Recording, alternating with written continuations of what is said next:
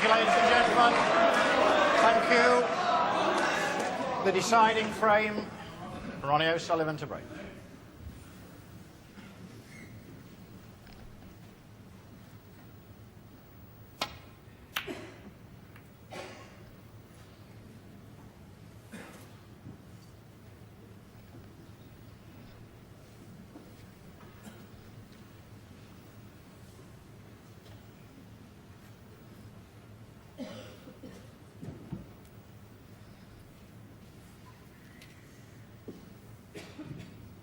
O'Sullivan's break-off shot fails to find the baulk cushion.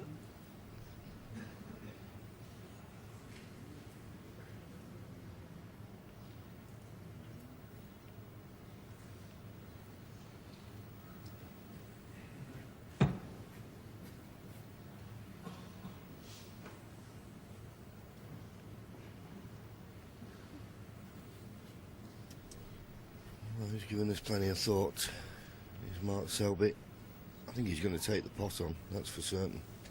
He's just wondering how he can make it so the only red he leaves is the one he's playing.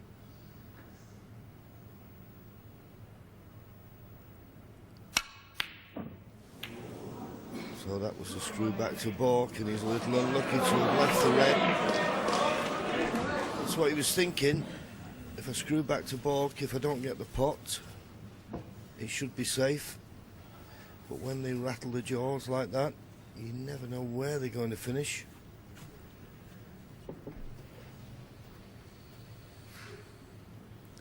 Ronnie will have to trust to luck here for position. He may just go all out and hit it thin and just career into all the other reds here. And just to look for position, and it could have worked out better than that. Okay, there may be a chance of this black to the right middle, but boy, it's tricky.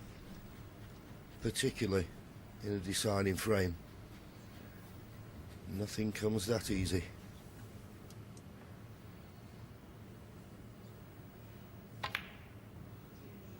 No backing off. What a brave shot that was. To play it at that pace, and he just caught the near jaw, but just enough to take it in.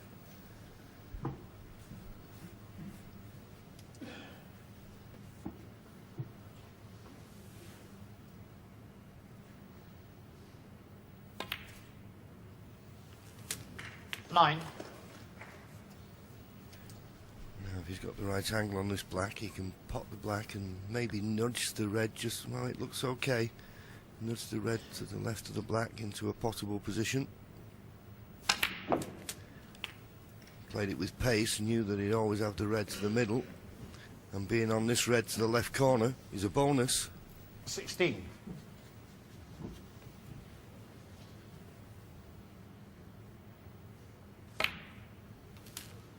17.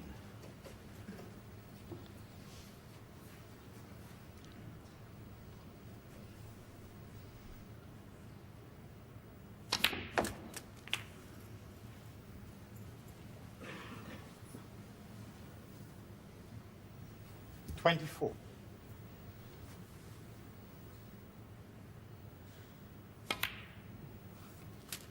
25.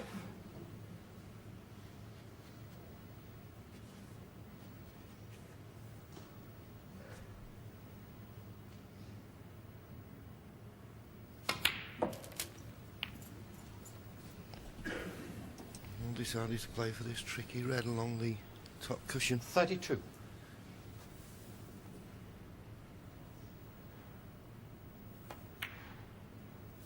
Played it well.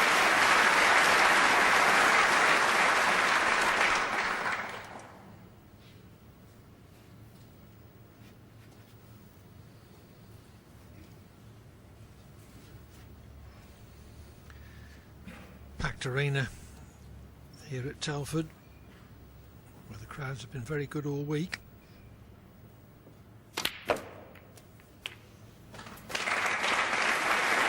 Played the cannon and it's worked out in perfect. 40. That's 5 reds and 5 blacks. 41.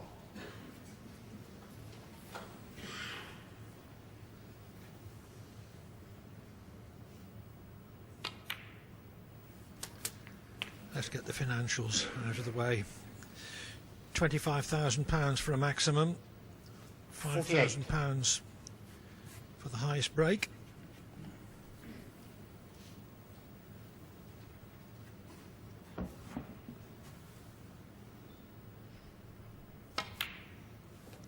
$49.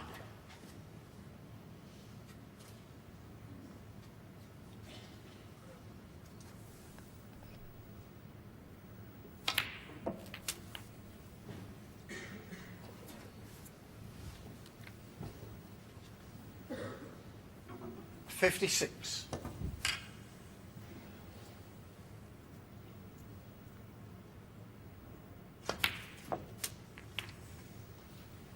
$57.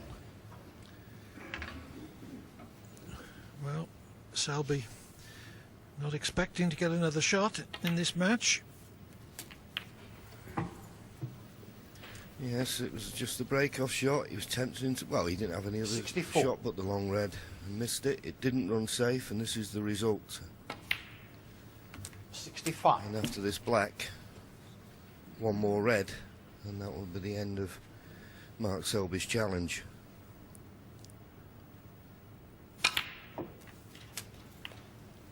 he certainly proved here this week that that runners-up spot, 72. the Crucible, last May, was no fluke.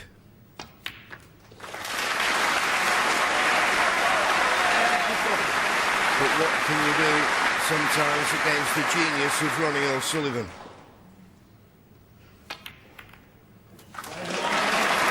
Still a chance of the maximum. Unbelievable. 80. 81.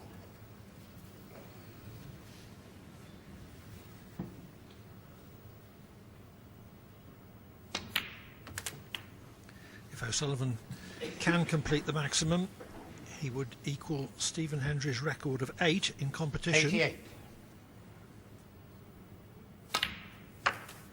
89.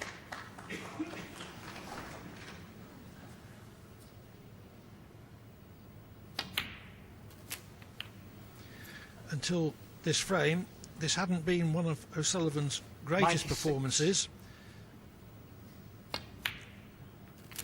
97. though certainly one of his grittiest. Is he going to finish with a touch of greatness?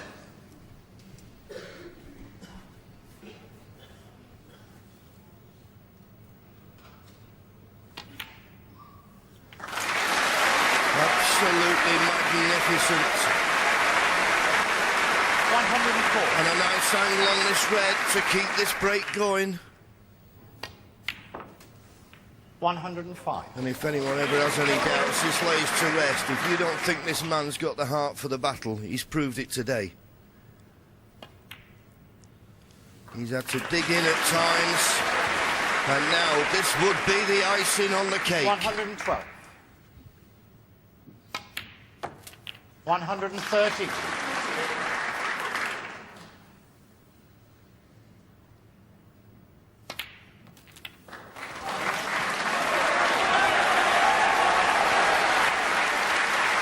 120.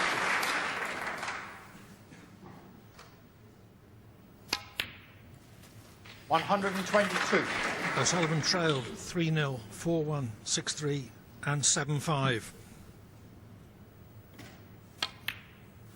125.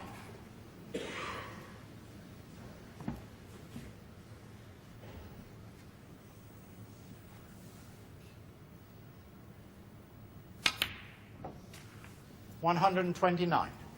But he's finishing like the virtuoso he is. 134.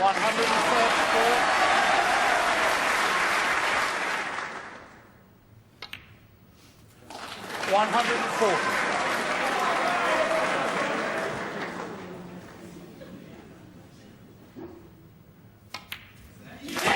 Wonderful, wonderful, wonderful. Ronnie O'Sullivan beats Mark Selby by 9 frames to 8, making his 8th 147 maximum in competition in the deciding frame. Absolutely mesmerising. What a performance from Ronnie O'Sullivan to clinch that final frame. Absolutely unbelievable. Steve, you've made some total clearances in your time in final frame deciders. Can you even believe what that feels like? Can you imagine thinking what that feels like? What an amazing thing happened there. I mean, it's not the first time that it's been done. Stephen Hendry did it, but not in such a big occasion. You don't need me. None of the snooker fans watching need me to tell you how good that was, how great that was. All I would say on behalf of snooker fans is that possibly we've got the greatest genius currently in our sport. I don't think there's another genius in the world producing what Ronnie O'Sullivan does on the snooker table. Can't tell you how hard that was. Amazing. You know, there is a danger that maximum could overshadow the performance of actually winning the match. 3-0 and 6-3 behind. And in terms, really, of what he's achieved, what does it say about his personality and his heart tonight, Steve? A year ago, he wouldn't have been able to have done that, but he dug deep and he gave himself the chance. Absolutely, he did. I think we can now hear from Ronnie and Mark in the interview room. I was struggling so much. I just thought, what's happened, you know? And it's just typical, you know, of what I'm on about. You know, in my last match, I felt great, cueing good. Not felt great as in, you know, in myself, just in my technique. And I had the cue ball nearly on a bit of string. And then today, it was just kind of, I was like getting out of position by 1.5 foot, 2 foot.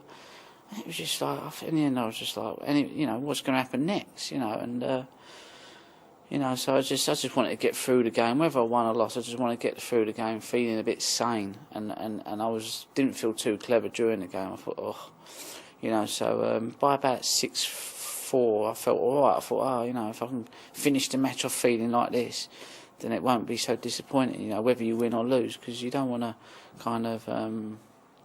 you know, whether I'd lost today, it wouldn't, you know, you just don't want to ruin it for your next tournament, you know, and just kind of in a vicious circle. So it was important I tried to stay up. Yeah, a little disappointed because I feel as though I controlled the match all the way through, really. I mean, I got to 7-5 in front, and I think the turning point was I was in the balls and I've gone to pot a red into the corner just to get a cannon on another red to stay on the black. And I didn't get the cannon and obviously didn't get on the black and had to play safe, and from there it seemed to just turn around. I was counting the dots on a spoon. There's 108 dots on either side of the spoon. There's like little dots around the edge, so I was just counting them and I was going backwards, and then I was doing them in 2s and I was doing them in 3s. So that was my little mental exercise to keep me in there, because I was just like, oh.